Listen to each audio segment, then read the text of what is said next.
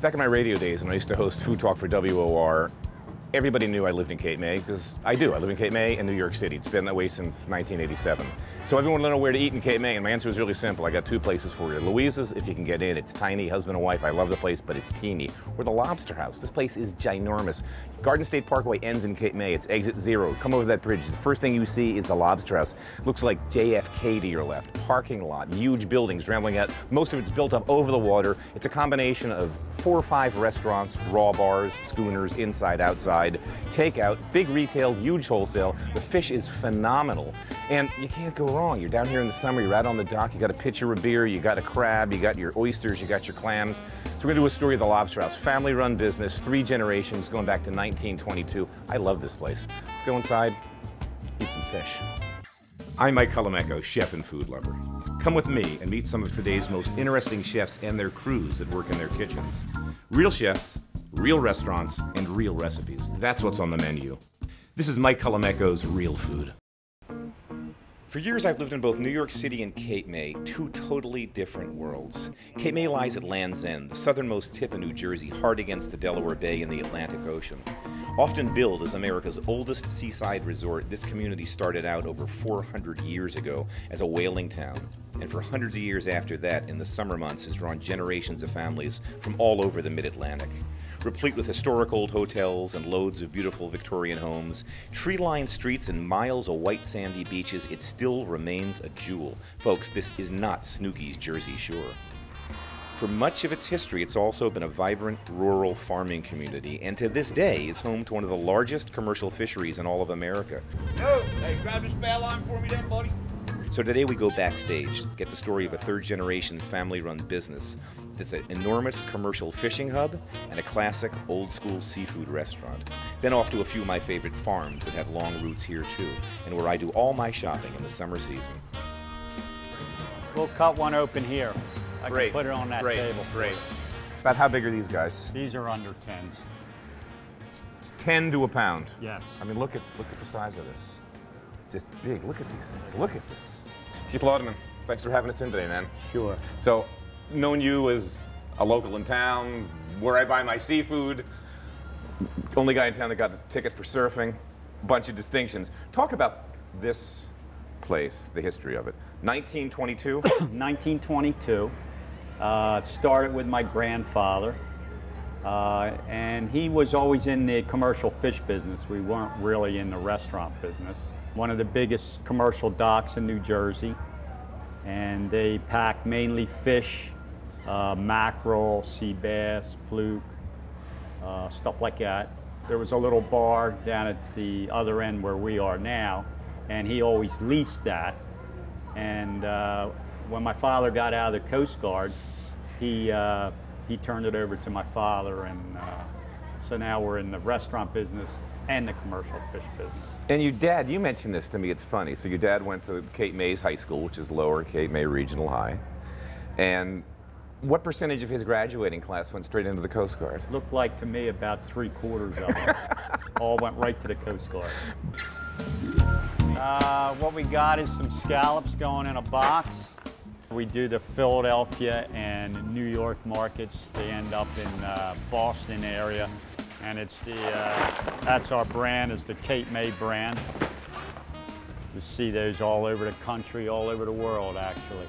One of our big markets is Europe now.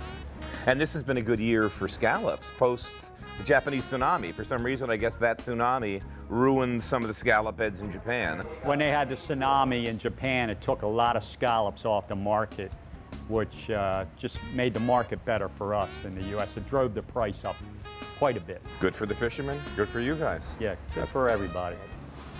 It's like candy, man. These are great. And the squid business, that's another one we're selling a lot to Europe, aren't we? Yeah, and the domestic markets, I mean, everywhere you go, there's calamari on the menu. Yeah. You know, so that has a big domestic market, just like scallops do too. All right. He's flapping his tail, he's alive. So these are coming out, you got fresh off, these are small, these are chicks? Yes, 1-pounders. 1-pound lobsters.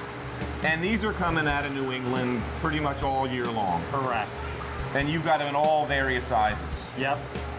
1-pounders all the way up to 6, 7, 8 pounders. All right.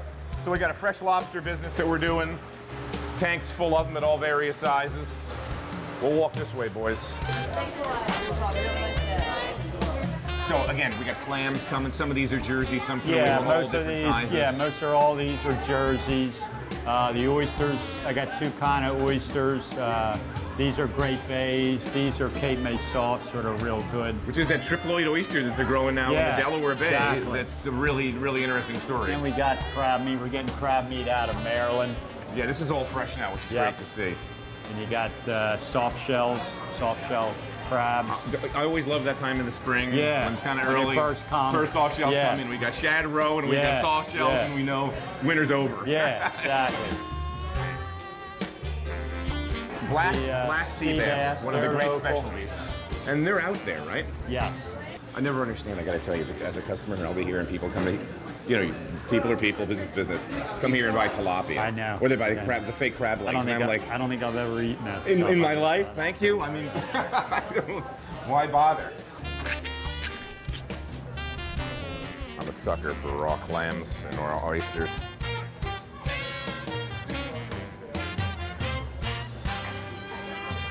It'll tide us over till dinner. All right, let's go wander around Cape May a bit.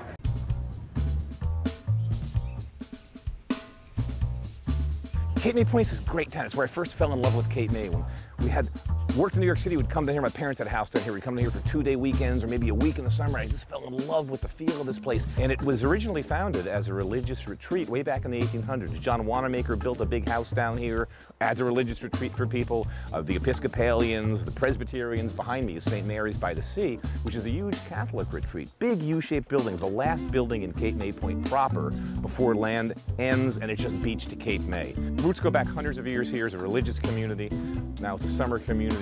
Year-round, about 80 people, but I love it. More importantly, going to meet Mr. Rutherford, whose hens have been feeding my family for 25 years.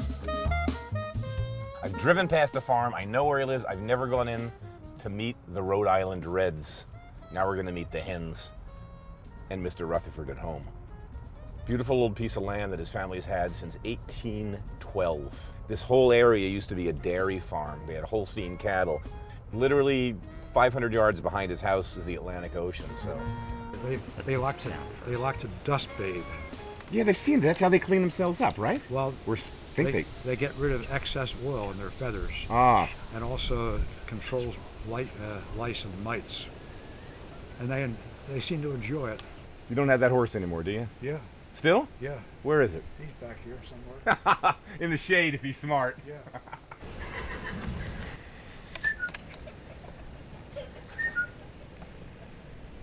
He's an old horse. 20-something, right? Yeah, he's in his late 20s. And his teeth aren't good anymore. So I give him hay cubes and I pre-soak them in water. And I also give some of it to the chickens. They like that. I tell you, the difference between these eggs and the other eggs are crazy. I remember the first time I baked with them, as I was blending in the recipe, it turned so orange. I thought I messed something up. Well, that mixture of those green hay cubes, all that green makes the eggs a better color. And then they get fresh grain, corn, and everything goes together and makes better quality. And they got the ocean right behind them. They're living in Cape May Point. It's beautiful here. So just as Keith Laudeman in the Lobster House pretty much supplies me with 99%, make it 100% of the fish I buy in Cape May when I'm home, you're my farm stand of choice. How long has your family been here? My family's been here, I would say at least 100 years. I don't have the specific dates or anything, but I'm at least 3rd generation, possibly 4th generation on this property. This is land that I suppose at some point, if you wanted to, you could call a Caldwell banker or one of our friendly realtors and say, hey, subdivide it and get me out of this business. But you guys have been staying with it. And this is like a tough year. We haven't had a lot of rain. No, we haven't. It's a good thing I got a little bit of irrigation. I can put some water on it, keep stuff going, keep stuff alive.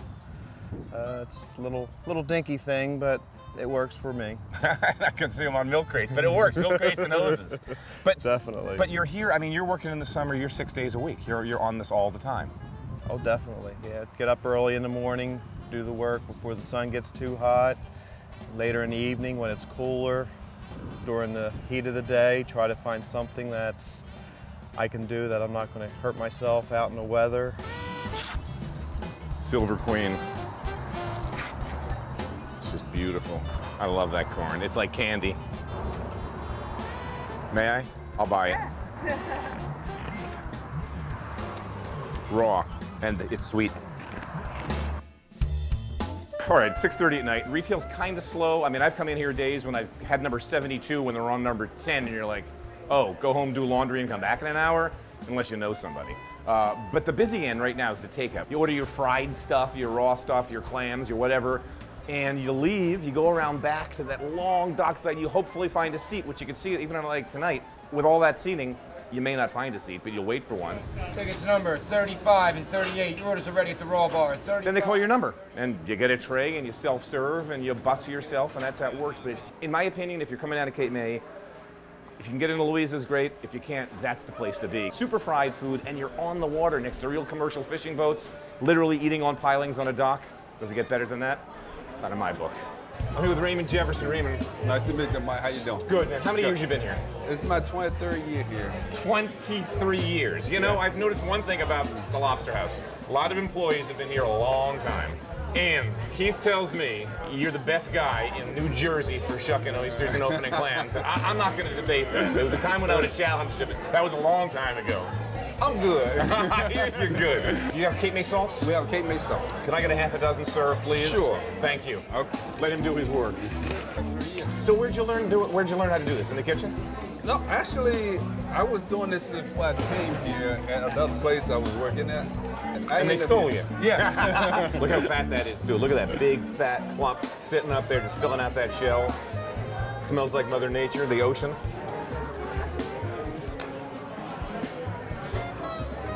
My man. Later tonight, you're going to get an order. It'll be us getting a couple of dozen. Okay. Thank you, thank you. Thank you.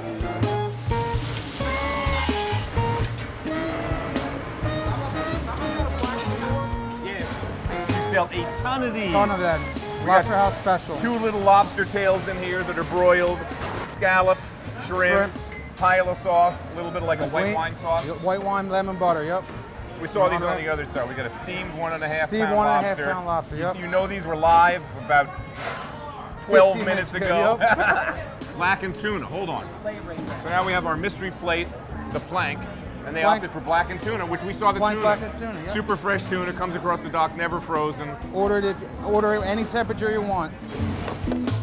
And on a busy night here, like let's just take a Saturday in the season, how many covers, how many diners are coming out of this kitchen? In this kitchen there's 1,300 and upstairs another 350.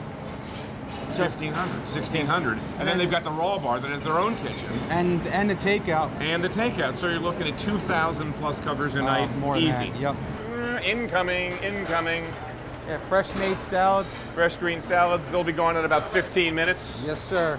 You know, I'm sitting in front of 18 hotel pans full of prep. What's this going to be? Tonight's vegetables? Yes. Seasonal vegetable. Yep. Seasonal vegetable. Been in this business all my life. You know, a lot of restaurants do this kind of volume. At some point, they're using frozen, they're using canned. I mean, for the most part, everything here is old school, fresh. Old school, 100% fresh. How many years you been here? This August will be 13 actually. Started as a bus kid. Started, and you're a local kid, Lower Cape May regional? Originally from Northeast Philly. Moved down here with my parents in 1990. And been down here ever since. So and started bussing tables. High school job. Turned into restaurant manager. Pretty interesting deal, man. Yeah, that's one of the benefits of working for a family, not a corporation. It's family owned. They actually care about you. You know, in a town, Cape May County, I love it. Obviously, I live here, but it's seasonal. So a lot of jobs in this town are, we'll hire you in May and it's goodbye in October. You're employing 400, 500 people almost year-round here. Right, a lot less in the wintertime, you know. But still, I mean, this becomes, I've recognized the faces. There's people that have put their kids through college working at the Lobster House. Yeah, supported like generation of families here. That's correct. There's no doubt in my mind you're the biggest employer, not just in the town, but probably one of the biggest employers in the county. Well, that I don't know. Yeah, well, I'll call it Chamber of Commerce, but I'm telling you, because I know everybody else. I mean, this is great. Yeah. And it's funny because you live here and I can see the waitresses all have that outfit on, driving in from North Cape May. Yeah. You just know, oh, she's headed to the Lobster House. Yeah. Easy to spot. Easy to spot. Negroni time. About 8:30, sun setting over the schooner American. Yeah, we're gonna wrap this little shoot up. We'll be back tomorrow. We're gonna lump out a boat. Scallop boat's coming in early in the morning, so not too many of these. As many of these as I want. We're gonna close it out. Lobster House. It's July. It's Cape May. We're gonna cook on the back end of the show. We'll be back tomorrow to do some scallops. In the meantime, we're all oysters. You want me to hand them to you or sling them? Whatever you want to do, bud. As long as you don't drop them, we're good. What'd you end up with? 18,000 pounds? Right at it. Is it my imagination, or were those 10s, 9s, and 8 counts? They look huge. Yeah, everything that they've checked so far went 8 count. 8 count. 8 count. Biggest scallops we've seen yet. And they're still little compared to what was in Nantucket the first year they let us in there. How many years you been doing this? Most of my life. How'd you get into it? Something. Just a kid? Just a kid. Working on the boat, working, shucking? I messed around on land for a while and weren't never real happy. Finally got on one of these boats and I've been on them ever since. Great life. Yes, I love it. If I'm not on here, I'm at home, I'm dreaming about it. Really? And then the old lady tells me to get the hell out. Well, go back to work. All right. It's a cooking show, but it's not about cooking all the time. When I'm not cooking, I'm working out. And one of the things I do, thanks to you guys, my boys' lifeguard team down here, is I swim in the ocean, open water. That's right. If you can talk open water swimming, Gar is the reigning champion USLA, defending champion in, what, 2 weeks? Yep. 2.5 weeks. How's training going? Training couldn't go any better. I mean, since I won both my events last year, I've kind of kept it going. And I started open water swimming in April. Well, I remember you were in there, it was Yeah. 54 degrees. I'm like, there's no way this guy's in there with a Speedo, no wetsuit. Yeah, you know what? I'm a believer in just getting in there and just doing it. I don't really like wetsuits because I can't wear them in races. We could be down here to film it, I would, but we're not going to be. Best of luck in a couple of weeks. It means a lot to me, Mike. Good luck, brother. All right, thanks, buddy. Cape May's finest. We love these guys. These guys got me stoked, got me in open water swimming. You never get old. Hang out, do fun stuff, push those limits. That's right. Thank you. Thank you. All right, signing off. We got to go cook something. Hey, Cape May, love the place. Love it because it has nothing to do with New York City. So come weekends, rearview mirror, bye-bye Manhattan, hello Cape May. And in the summer, sorry New York, but the beach wins out all the time. But I love the stories. Lobster House is amazing. Keith and his family, man, that place, I think I mentioned, I'm not going to go into the gross numbers that they do, but it crushes what Tavern used to do. And Tavern did $32 million a year, so you do the math. Work hard, great fish, great restaurant, super simple. And the farm scene down there, man, Mr. Rutherford, how cool is that guy? The Taylor family, love them. They keep me alive. Eat those eggs all year long and produce in season and that fish all year long. So let's talk fish. What are these guys? Well, you might be thinking, oh, I've seen these. These are baby monkfish, right? Wrong. They look like baby monkfish, but these are blowfish tails. You eat the whole darn thing. You just hold the tail. It's like a little chicken wing. You'll see. So what we're going to do is something real simple. Normally I do these, I just coat them in salt, pepper, roll them in flour, and I saute them in a pan till they're really golden brown, crispy, take them out, and I just eat them. And I can eat these by the boatload. Nice cool white wine, like a Peak Pool, something really nice, refreshing, no oak, perfect. And then I got bored, you know, you do that 8 or 9 times, you get bored. Then I was thinking, what else can I do with these that's interesting? And I thought, what about Provençal style cooking? What about if I made them frog legs Provençal, like it's a cliche? But Provençal cooking is great. So, Provençal, tomatoes, onions, garlic, basil, olives, create like a little sauce with that and serve them on top of that. Or you can even braise them in them. I've done that. So, without any further ado, still the summer. We have plum tomatoes, nothing fancy. Just gonna cut them up. We're gonna use a fair amount of garlic because I love garlic. We're gonna get a quarter of an onion. Reach at the stove. Don't need this oil to smoke. We're gonna use a fair amount of olive oil in this, extra virgin, because it tastes great. And if you're thinking of a dish with a name like Provençal, well, what grows in Provence? Olives and olive oil. All right, we're just gonna throw a little basil into the oil because I can't resist. This always smells so great. Hot oil, olive oil, garlic, onions, and fresh basil. If you don't like that smell, really, in go the tomatoes. Mix them all up, comme ça. Just a little bit of sea salt in here. It's also gonna kind of help break the tomatoes down and draw some moisture out of them. All right, I love olives. So I've got a mix here of a couple of types of pitted olives. Don't ask me what they are. All right, good amount of olives, because I really like, in my mind, when I'm eating this dish, I really love the idea of it tasting like tomatoes, garlic, olives, and basil. This is just a standard kind of way to cook fish, which is, I cook a lot of white fish like this. A little bit of salt, a couple turns of the pepper mill, and then we're just going to roll them in flour because it gives them a real nice coating on the outside. So just a little dusting. So we want to see if that oil sheets out a little bit. Maybe a little smoke because we got a small pan, maybe too small for this job. They're going to fit in there. We'll see. The side that you're going to serve up always goes in the pan first. All good line cooks know that. Now I don't have any pieces that look like they're raw. Again, you can see how that olive oil, it's how red that whole mix is. The tomatoes really bled out into the olive oil. I'm going to cook this probably 2/3 on the top side, but because of the shape of the fish, you got to cook it on the other side too. There's a little bone that runs down the middle. You'll see when we eat this. And what's going to happen as they're cooking and they're getting to the point where they're done, you're going to see the meat of the fish pulling away from the bone. That's like a visual sign that you look for. I think we're ready on, yeah, that's the color I wanted. Nice golden brown on that side, perfecto. And you can see already, see how that meat's pulling off of the bone? On that one, on this one here. Well, this one mostly, that's halfway cooked and you can already see where that meat's just walking its way off the bone. So we've got this tomato sauce, we have the lid on it. Again, I don't know what the total cooking time was, a little longer than I would have loved, but maybe 25 minutes, doesn't matter, but you can see. That's the consistency I want. Now we're gonna go straight out of here. There's one here. Get this guy out of the middle here. Normally at home I eat this with my fingers because that's how you really should eat them. And there it is, that's it. There's one, I'll do the other one to show you. Show everybody what it looks like when you're done. But again, at home, I would get a couple of nice napkins and just eat this, pick it up like you would eat a chicken wing. It's kind of stupid to eat these with a fork and knife, but look at that meat. See that? If you can get that shot of there, that's just that glistening protein, that beautiful color in there, steaming. It's perfect. Not that it's perfect, like I did it like it's amazing. It's so simple to cook these things. So simple. You get a little of the blowfish tail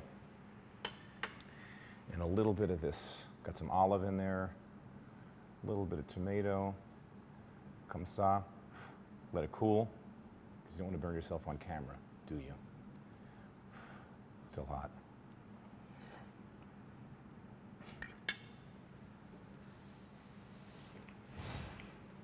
Once again, simple is good. I mean, how hard was this? This is like another one of these 25-minute meals back to back. As you could see, if you're so inclined, if you're carbo-phobic, it's good to go as it is. If you're like me, and you've got this great tomato sauce, you get a nice little bit of ciabatta, and you dip it around when you're done. But blowfish tails, super simple tomato provençal to make. How can you go wrong with this? Simple meal, made at home, 25 minutes. Cheap, delicious, feed the family. It's the way I eat in Cape May like all summer. I love the summer because I come into September, working out hard in the summer, living on a diet that's almost exclusively vegetables and fish. I'm never thinner than I am in September, thanks for July and August, the heat, the fish, the vegetable diet, and eating like this. So hopefully I can carry that into the winter and stay that way. Anyway, eat fish, visit Cape May sometime. See you next week. We're cool? Cool.